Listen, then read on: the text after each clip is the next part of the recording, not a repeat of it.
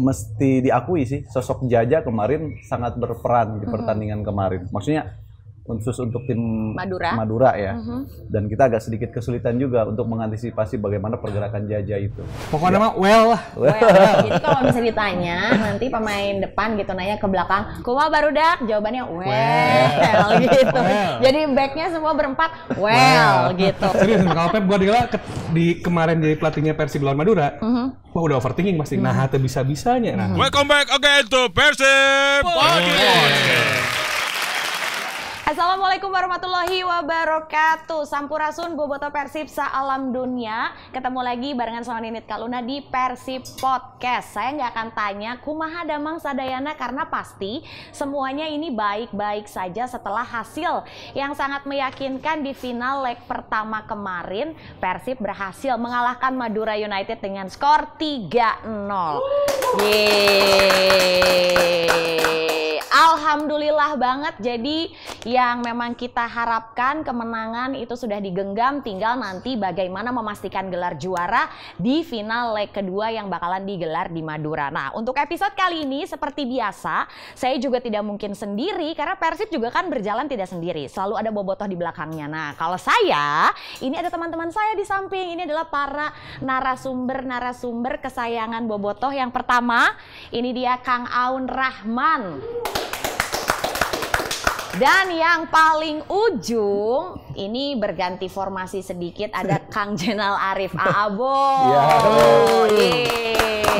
Tapi gini deh, kemarin ini alhamdulillah banget sekali lagi kita bersyukur pastinya ya. Persib bisa mengamankan poin penting, bisa mengamankan pertandingan di final leg pertama dengan mengalahkan Madura dengan skor sangat amat meyakinkan 3-0.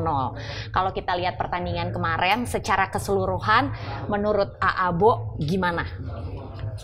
Ya, pertandingan kemarin sebetulnya dari mulai kick off, Madura malah lebih punya inisiatif melakukan penyerangan ya. Betul. Dan mereka betul-betul pressing di daerah kita kan. Bahkan mereka pun dalam penguasaan bola mereka lebih baik. Tetapi yang namanya Persib tidak terlihat sedikit pun panik. Mereka tetap masih bisa mengimbangi cara bermainnya Madura kemarin. Tetapi ya mesti diakui sih, sosok Jaja kemarin sangat berperan di pertandingan kemarin. Maksudnya khusus untuk tim Madura ya. Dan kita agak sedikit kesulitan juga untuk mengantisipasi bagaimana pergerakan Jaja itu. Tetapi ketika mereka ataupun Jaja dalam tanda kutip mereka tidak bisa meneruskan pertandingan. Dan di situ sebetulnya titik baliknya Persib. Dan saya yakin ketika gol pertama Ciro itu membuat moral para pemain juga terlihat begitu ingin menambah pundi-pundi golnya lagi ya kemarin itu ya. Jadi kalau berbicara masalah pertandingan kemarin ya agak sedikit lumayan butuh ekstra buat Persib sampai akhirnya bisa kita menang 3-0 itu betul-betul kerja keras.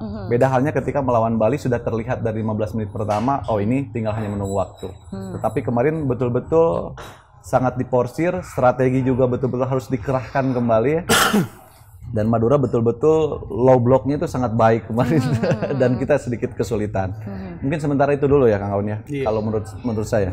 Oke, dari Aabo sudah, berarti sekarang kita ke Kang Aun yang kemarin lagi-lagi absen tidak datang ke stadion. Nah. Kan mengamati dari layar jauh lebih ini gitu, komprehensif. Oh iya. Enggak sih, lebih komprehensif di stadion sebenarnya. Tapi kan kemarin anak saya sakit gitu. Oh iya.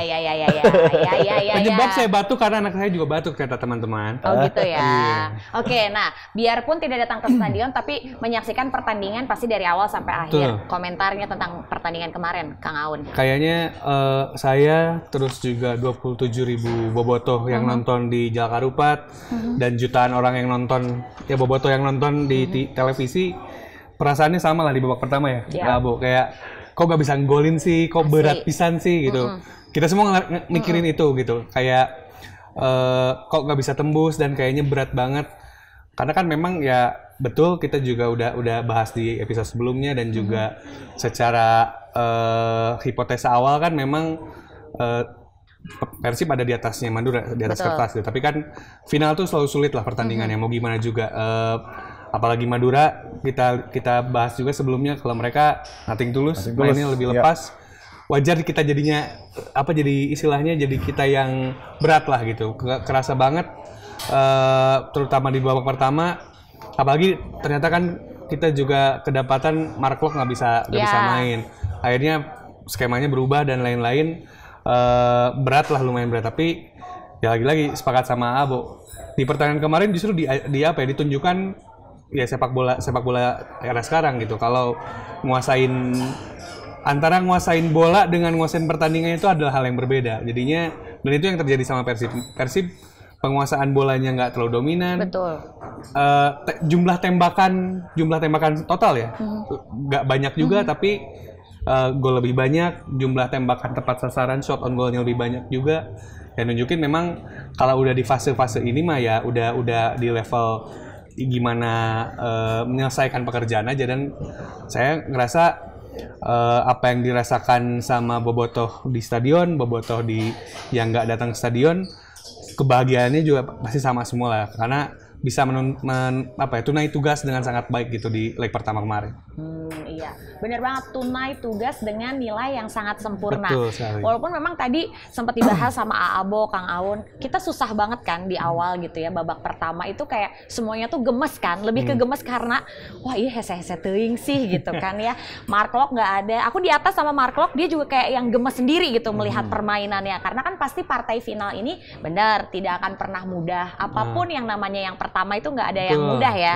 Dan memang kemarin ini kondisinya Persib yang di atas angin lebih diunggulkan, karena kan Madura mungkin kalau udah masuk ke final ini udah pencapaian memang yang lebih daripada yang mereka targetkan kan. Nah, bola apinya justru dari kita nih. Tapi takutnya Madura nggak kebaca juga gitu kan. Cuma ada satu keyakinan nih Bobotoh, kalau Ninit kemarin pas lawan Madura itu beda deg-degannya dengan pas lawan Bali. Karena kalau misalnya lawan Bali, keyakinannya gini, Bali kita bisa lewatin, Madura mah insya Allah pasti bisa gitu. Bukannya mau gimana-gimana, tapi maksudnya gini, kalau hujan badai aja udah bisa kita lewatin, masa yang gerimis kita nggak bisa lewatin. Tapi biasanya tiserele karena gerimis. Nah itu, tapi kan kemarin mah tiserele sedikit-sedikit untuk hasil yang sempurna kan nggak apa-apa lah ya. Tiserelenya langsung bangkit lagi. Iya, tiserele untuk bangkit lagi.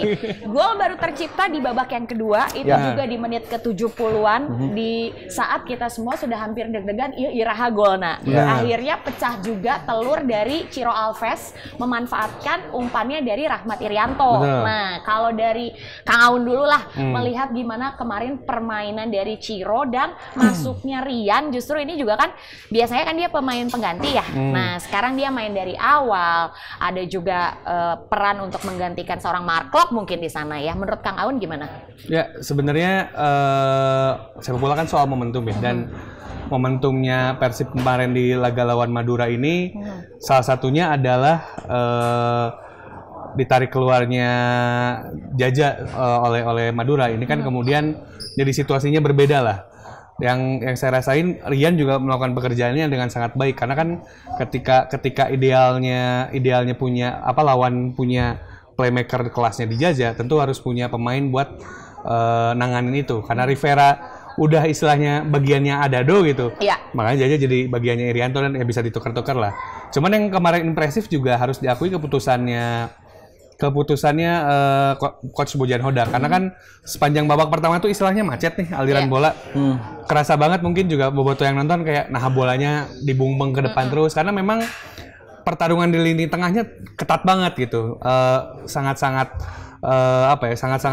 keras lah pertarungan di lini tengahnya, karena itu yang kemudian di babak pertama lebih banyak bola dari belakang langsung ke depan. Tapi akhirnya saya juga lumayan impress dan juga lumayan terkejut sama Coach Bojan, akhirnya masukin pemain, jadinya kayak di skip tuh lini tengahnya. Gimana caranya Persib main jauh-jauh lebih cepat gitu, karena istilahnya nggak bisa main merambat seperti biasa. Akhirnya Coach Bojan milih mainnya lebih gancang weh. Nah, itu yang kemudian terjadi setelah Jaja keluar dan akhirnya dapat gol di menit 70 itu setelah Persib mainnya jauh lebih cepat. Karena waktu babak pertama itu bukan lambat banget ya, cuman sesuai SOP sebelumnya. Jadi merambat baru kencang gitu. Nah, kalau di babak kedua itu udah kencang dari belakang, jadi lebih cepat. Naiknya tempo ini juga jadi salah satu faktor yang kemudian bisa bikin Persib jadi dapat gol di babak kedua lebih banyak. Yang dimana lagi-lagi saya amazed lah sama Coach Bojan gitu, kepikiran untuk itu karena juga emang karena itu tadi dirasa di lini tengah mampet, terus Madurannya tadi kata Abo low blocknya juga hese, ya udah berarti ditangani dengan sangat baik dengan Persibnya main jauh lebih cepat berkali lipat gitu, jadinya ketika main lebih cepat Maduranya harus ngikutin dong. Nah, Maduranya kesulitan buat ngikutin Persib main lebih cepat itu. Tidak terantisipasi mungkin ya sama Madura bahwa strategi dari Coach Bojan ternyata gini jawabannya. Bener. Gitu kan ya. Akan selalu punya jawaban, ya kan Coach Bojan. Abo gimana? Ya, Markok adalah pemain yang benar-benar punya daya jelajah juang yang sangat baik. Kita betul-betul tidak bisa bukan tidak bisa mengakui. Maksudnya Markok harus diakui bahwa posisi di sentralis itu memang sudah menjadi hak patennya Markok ya. Tetapi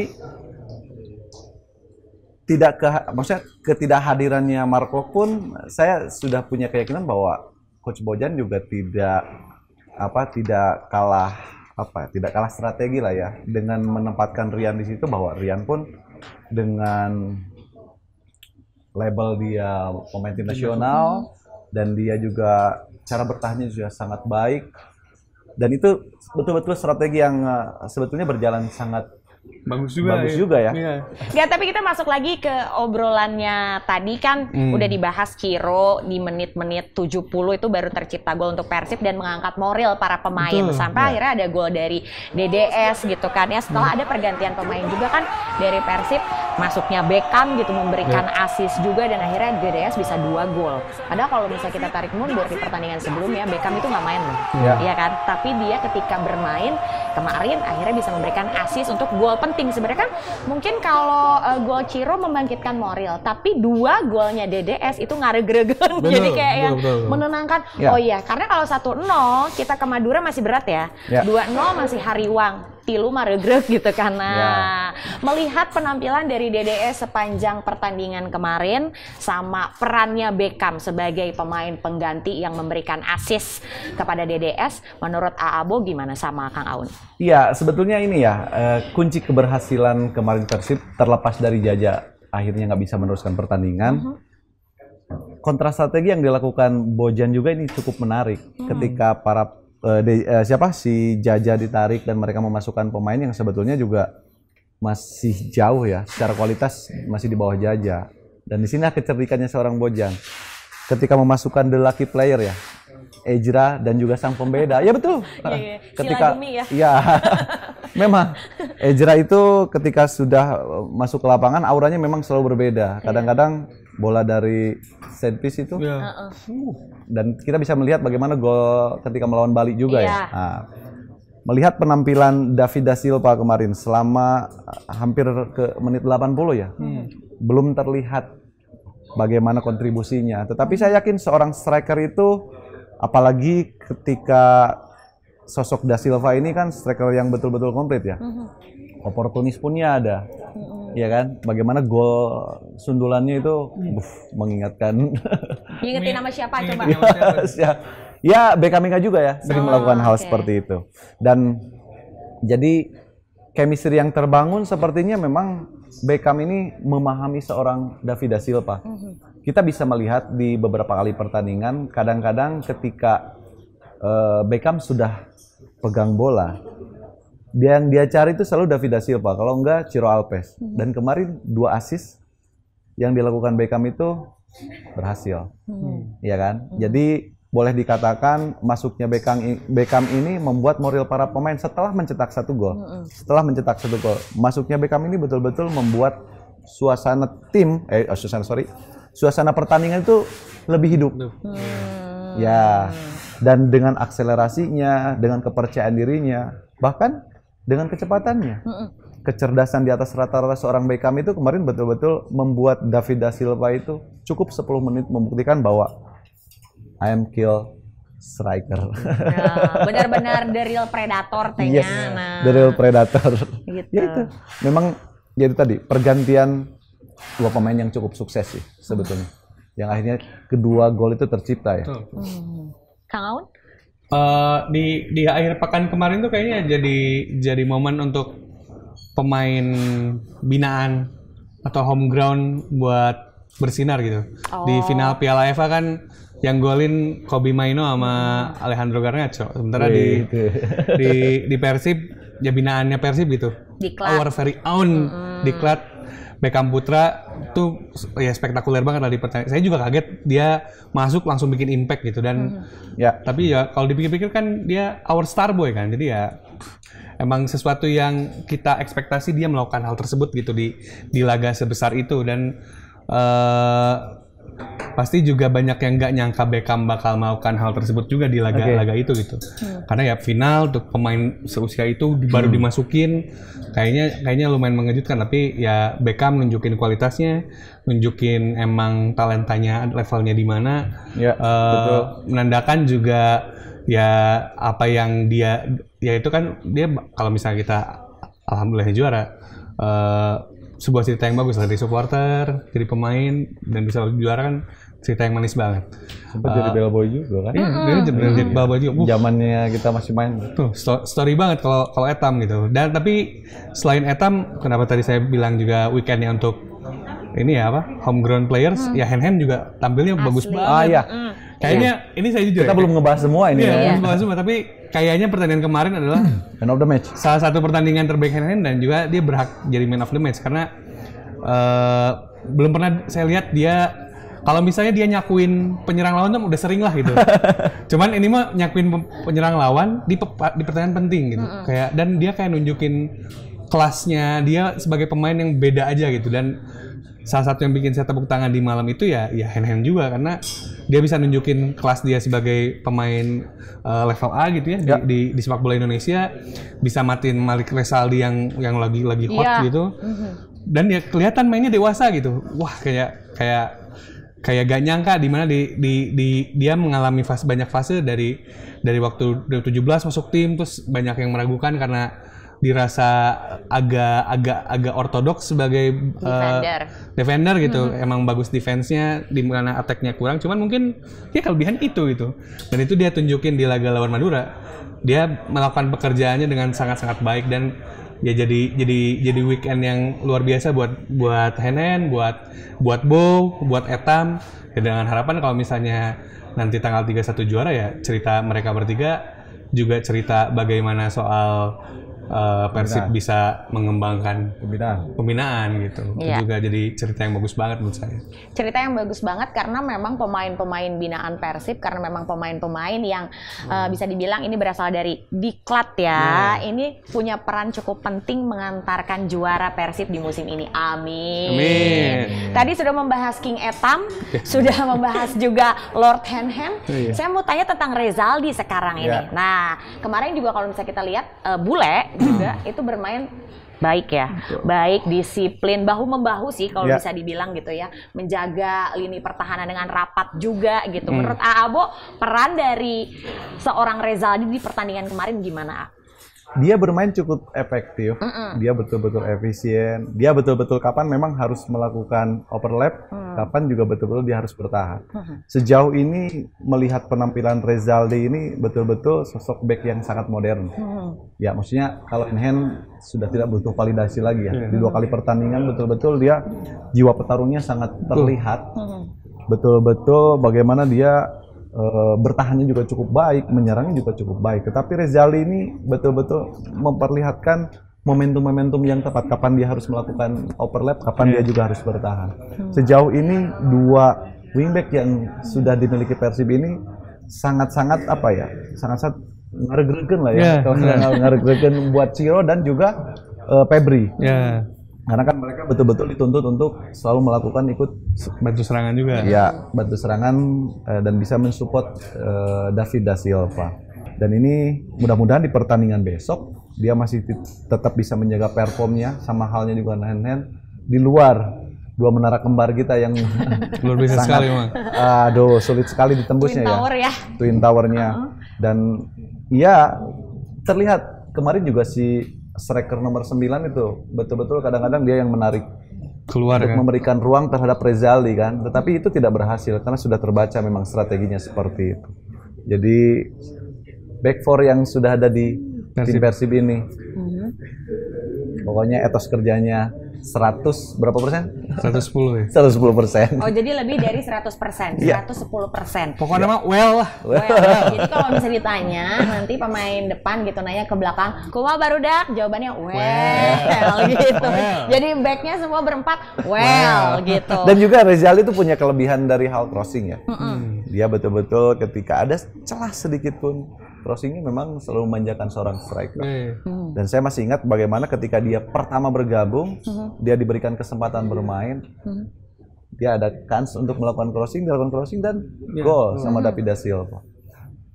Dan dia menunjukkan bahwa ini saya masih ada. Ayaan keneh, balik deh eta, #ayaan keneh. Iya. Karena memang di tangan Coach Bojan ini ada beberapa pemain yang mungkin sempat di antara kita berpikir ini mah kayaknya udah bukan masanya, udah lewat. Tapi ternyata bisa diramu lagi, dipoles lagi, itu dia. dipupuk Dan ini saya menyoroti itu gitu sebetulnya. Tuh. Ya, banyak pemain-pemain yang mungkin tidak bisa disebutkan ya. Bahkan dia sempat tersisih dan hampir tidak pakaian waktu sebelum pergantian ke Bojan. Tetapi ya itulah, seorang pelatih kadang-kadang tidak butuh hal taktikal aja di lapangan. Masalah psikologis, pendekatan yang semestinya dia lakukan, Kapan dia menjadi seorang teman, kapan dia menjadi seorang coach, dan kapan juga dia menjadi seorang ayah. Dan di sini terlihat bagaimana akhirnya teamworknya Persib terbangun dan juga ruang gantinya cukup begitu ada. Sampai akhirnya Persib sekarang ada di level yang betul-betul tinggal menunggu waktu.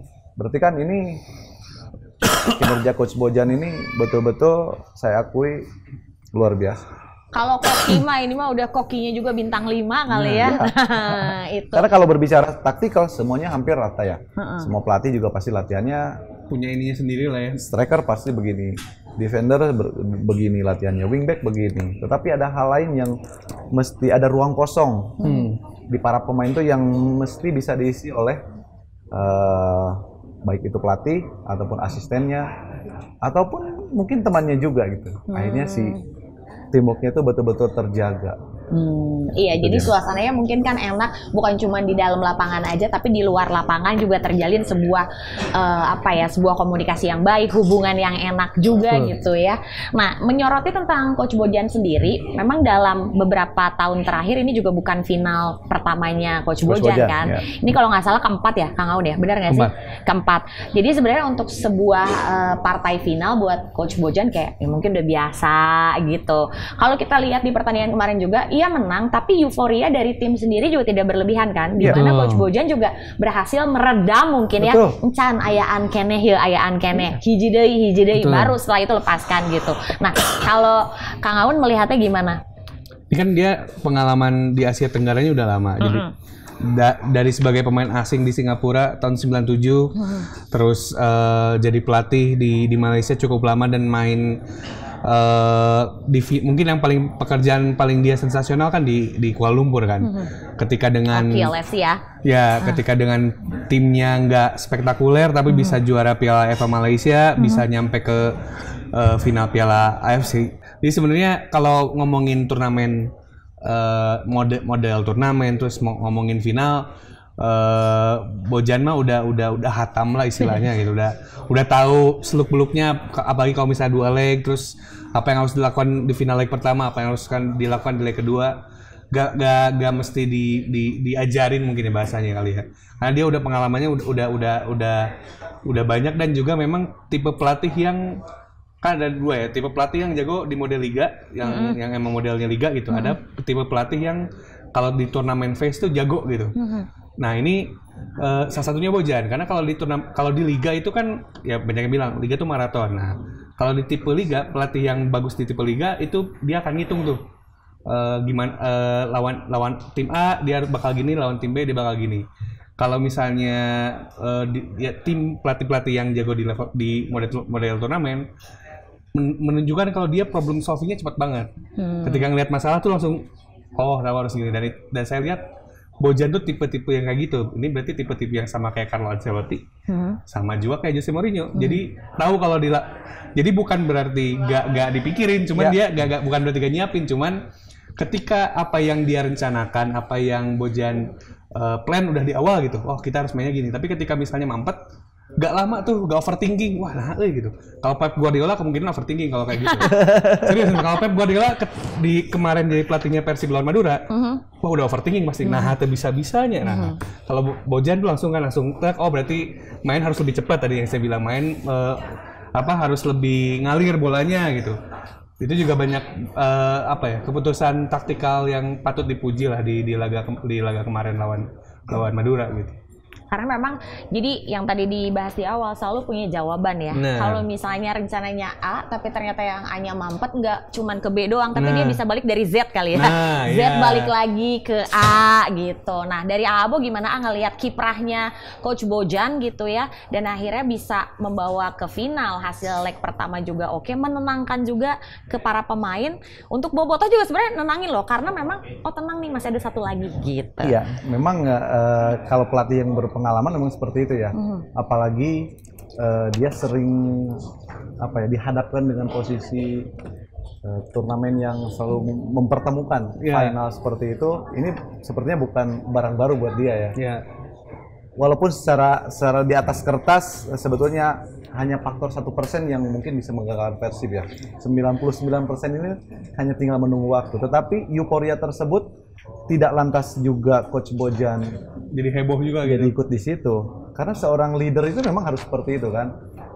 Boleh silahkan kalian beryuforia, tetapi saya harus menjadi remnya kan. Nah itu kalimat yang benar, mewakili banget. Karena memang harus kayak gitu. Jadi sebagai drivernya atau memang sang nahkodanya yang memang harus seperti itu gitu kan. Jadi memang harus dilihat, pemain biarkan dia beryuforia dulu. Setelah itu saya harus selalu mengingatkan bahwa ingat masih ada satu kali di pertandingan, dan pasti pemain pun akan paham.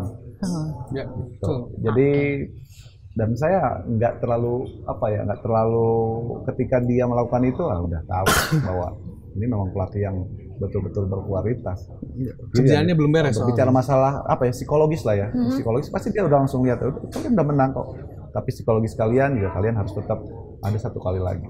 Tetap fokus gitu ya. Fokus. Jadi walaupun jangan kenapa? Lupa jangan lupa bahwa tetap fokus. Satu kali lagi, silahkan kalian euforia, setelah itu selesai, fokus lagi. Gitu. Mungkin kemenangannya yang kemarin 3-0 dirayakan malam itu gitu kan ya. Setelah itu selesai. Setelah itu besok latihan lagi ya guys gitu kan, karena masih ada gitu kan. Kelihatan dari medsosnya pemain juga gitu, nggak merayakan heboh tuh dari pilihan kata-katanya. Gitu.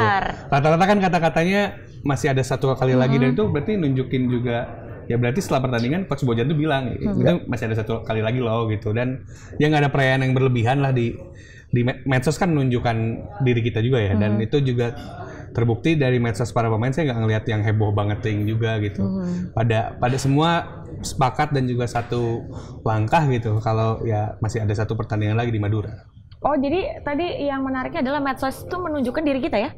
Bisa jadi postingan-postingannya gitu ya. Bisa jadi, walaupun kita juga bisa jadi orang lain juga di medsos bisa. Bisa lah ya. Jadi tergantung melihatnya dari sisi mana nih. Betul sekali Ten ini. Gitu ya. Hampir ketilup loh Awan ngomong kayak gitu ya. Hampir karena aja kerjaan saya soalnya itu. Kan soalnya medsos kan tadi. Cuman kalau kita melihat pertandingan kemarin kan hasilnya memang meyakinkan 3-0 di pertandingan kedua nanti main di Madura gitu ya. Aku sih yakin. Cuman kan kita harus mencoba bertanya satu-satu nih, Abo, Kang Aun, yakin nggak? Saya masih tetap punya keyakinan 100%. Asal tadi tetap pemain fokus, dan juga bagaimana Coach Bojan juga sudah membuat statement bahwa pertandingan di Madura nanti kita bermain 0-0. Benar. Ya, karena apa? Karena memang itu sebuah stimulus buat para pemain bahwa pemain juga tidak boleh jumawa yang sebetulnya bermain di kandang begitu cukup impresif, menang 3-0, bahwa itu sudah selesai gitu.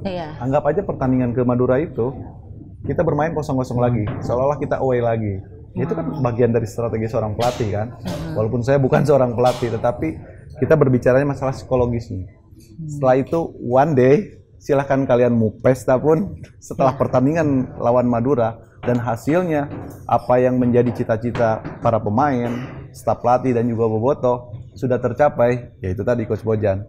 Tidak ada lagi istilah silahkan jaga kondisi, tetapi saya tutup mata buat kalian, silahkan kalian party atau pesta apapun itu, karena untuk merayakan itu nanti di Madura. Iya, untuk merayakan memang apa yang sudah menjadi perjuangan dari awal ya. Jadi kalau misalnya juara mahnya bebas mau gimana juga gitu ya. Kan, ya. Mangga, tapi sekarang tugasnya belum selesai nih, PR-nya masih ada satu lagi gitu.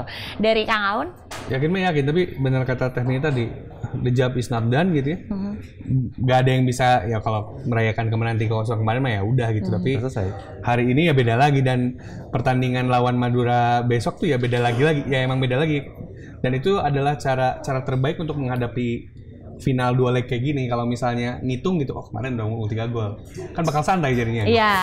Bakal ada komplasensi di sana. Jadi memang kalau ditanya yakin dengan catatan ya semua pihak, pelatih, staf pelatih, pemain, manajemen dan semua elemennya Bobotoh menganggap kalau pertandingan leg kedua tuh ya kayak final lagi aja gitu. Jadi emang 0-0 deh gitu. Di awal deh kumawe kalau kita ngisi bensin gitu kan ya dari 0 ya gitu. Gitu.